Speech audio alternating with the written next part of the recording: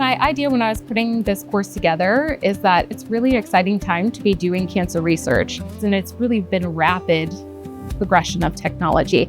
This allowed us to better understand genomics and how that contributes to both the formation of tumors, but it also has shed light on vulnerabilities in the tumors so that we can develop new targeted therapies that we can use to change how we treat patients. So my goal for this course is I wanted to introduce that to this next generation of scientists.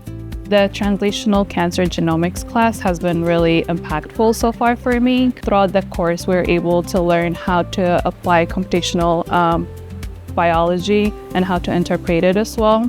So it's been really helpful and insightful. So for me, actually learning about it is one thing, but then going into the lab and doing it is actually crucial to learning how to do it.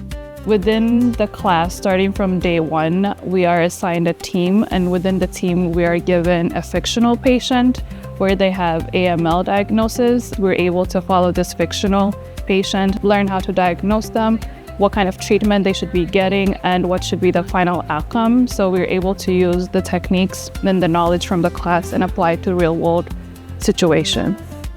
Some of our assignments have been, here is a cancer variant that you're given. Why is it important? Do you think it's pathogenic, right? I think that's very helpful, especially with teaching us how to use these tools. Being able to learn each technique, for instance, with the next generation sequencing, learning how to isolate the DNA, fragment the DNA, and at the end be able to learn how to sequence it. I don't think you'll be able to get that in any other courses that are offered anywhere else. So it's really awesome to get this opportunity within Virginia Tech. I've been enjoying the course a lot. At least for me, to be a good scientist, we should have both experimental and computational skills.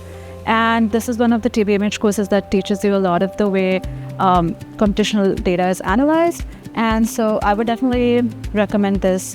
I wanted to use the unique aspects that we have here in DC and our knowledge and our capabilities to actually show the students and kind of go beyond just reading something in a textbook, thinking about things beyond just an experiment, but as a real person, because that's what we're doing here, right? Our ultimate goal, of course, is to learn, but also to help make lives of people with cancer better.